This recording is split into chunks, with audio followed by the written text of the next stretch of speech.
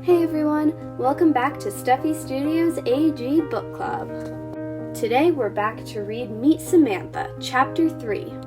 And before we get started, if you haven't already, please consider subscribing to Stuffy Studios. It really helps me out. So without further ado, let's get started reading Chapter 3, The Tunnel. Several days later, Samantha bounded into the backyard holding a gingerbread cookie. She had just finished practicing the piano. She practiced piano every day now for 1 whole hour. That hour certainly did seem long. She couldn't wait to get outside when it was over. Samantha took a deep breath of the summer air and a couple of long leaps.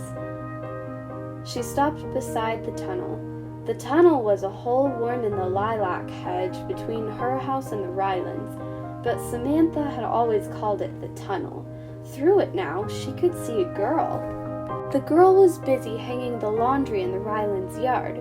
Could Eddie possibly have been telling the truth? Had this girl really come to live there? Samantha ducked through the tunnel and came closer. "Are you Nellie?" she asked brightly. The girl looked surprised and very timid. "Yes, miss," she answered without stopping her work. Eddie had said Nellie was 9, but this girl seemed smaller than Samantha. She was pale and very thin.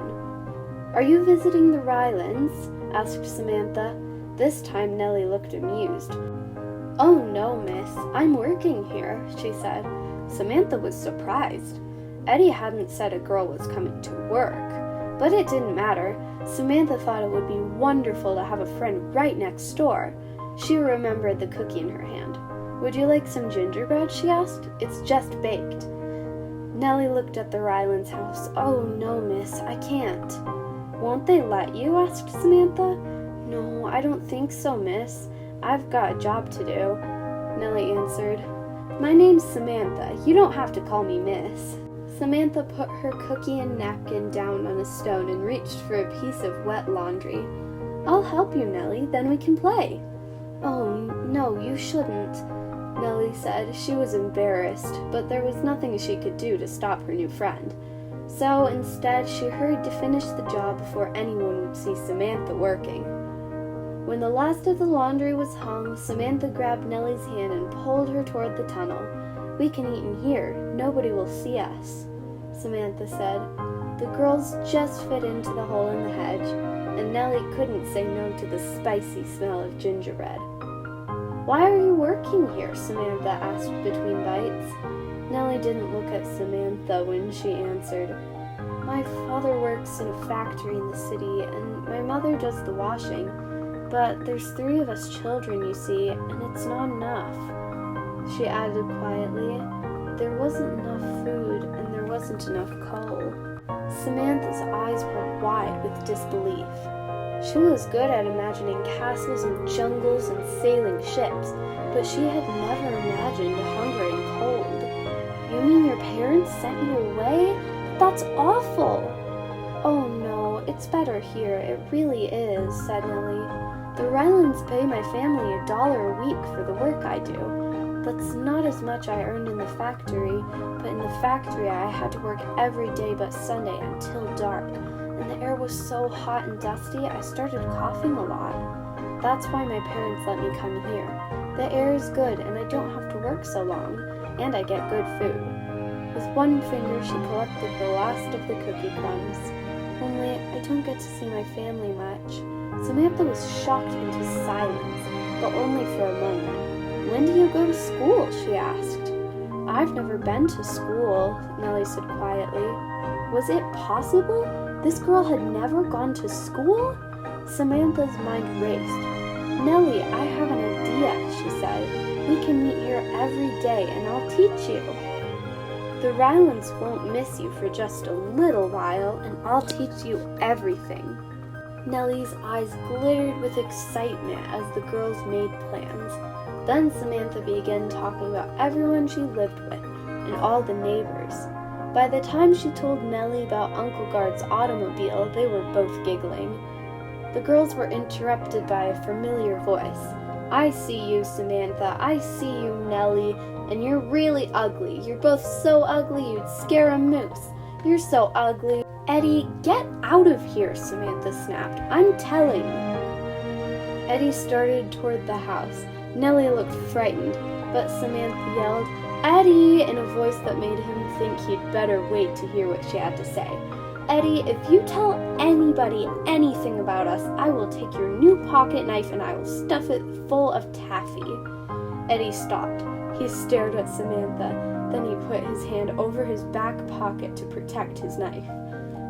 He began to back away from the girl slowly, and finally he ran away. When he'd gone, Nellie jumped up. I'd better get back to work, she said. Samantha followed her out of the tunnel. All right, but tomorrow we'll make a telephone. Mrs. Hawkins will give us 2 tin cans, and I'll get a string. We'll string it through the hedge where Eddie won't see it. Then we can talk whenever we want to. Oh, Nellie, we'll have the most wonderful time. And that's the end of chapter 3.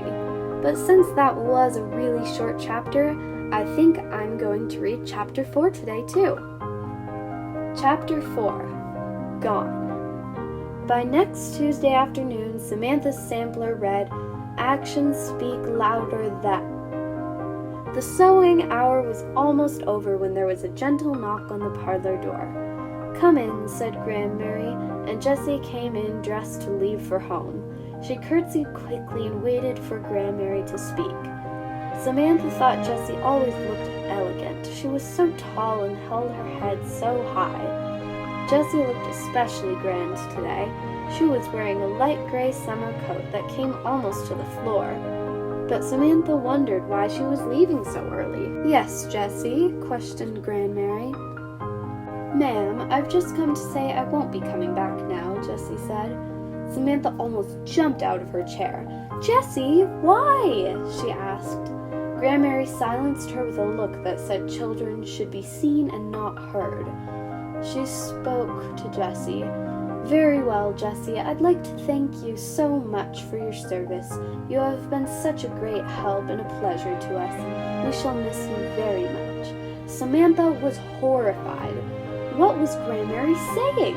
How could she just let Jessie go away like that?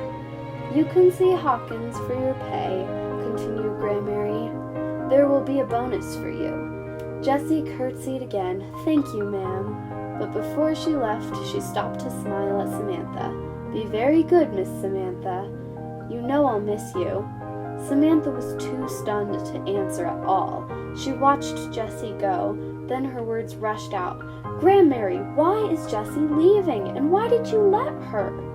Grandmary's eyes never moved from the lacework in her hands. Please sit down, Samantha, she said. A young lady must not ask questions of her elders. This is Jessie's business. Samantha sat down, but she could only fidget with her sewing. It seemed as if every stitch she put in her sampler had to be pulled out again. She didn't understand. Why would Jessie just leave without explaining? At last, the sewing hour was over. Samantha curtsied quickly when Grandmary excused her. Then she rushed out of the parlor to find Mrs. Hawkins, the cook. There was never any problem finding Mrs. Hawkins. She was always in the kitchen, and the kitchen was always filled with the wonderful smells of Mrs. Hawkins' cooking. Today, she stood by the big wooden table in the center of the room, rolling pastry for a meat pie. She wasn't surprised to see Samantha. The kitchen was one of Samantha's favorite places. She came there often to talk and to eat the treats Mrs. Hawkins saved for her. Hello, love, said Mrs. Hawkins. Why are you rushing so? Sit down now and tell me what's the matter. You look like thunder.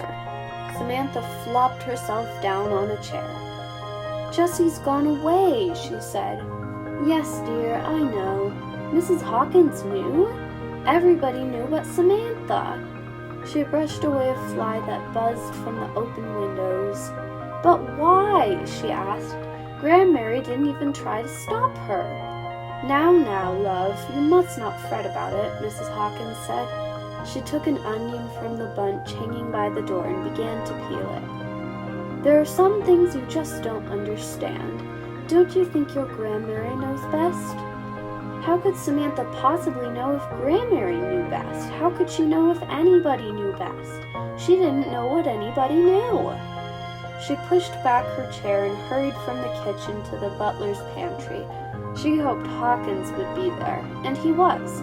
Hawkins was whistling softly and polishing silver. He pulled out a chair for Samantha. He was used to her popping up in strange places. They had the best talks when Samantha followed him around on his jobs, boxing furniture, beating the carpets, or washing the windows in Granmary's big house. Now Hawkins handed Samantha a polishing cloth. He knew how much easier it is to talk when your hands are busy.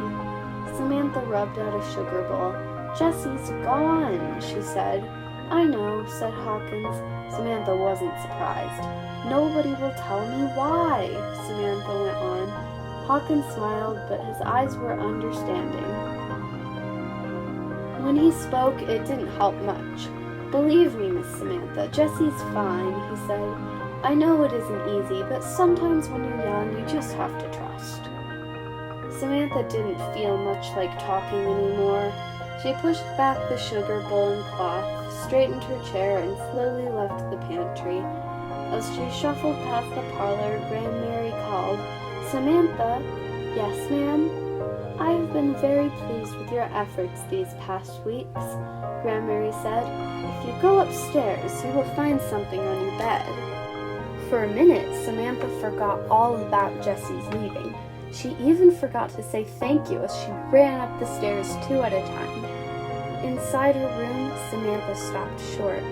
There, in the middle of her bed, was a doll dressed in shining blue silk.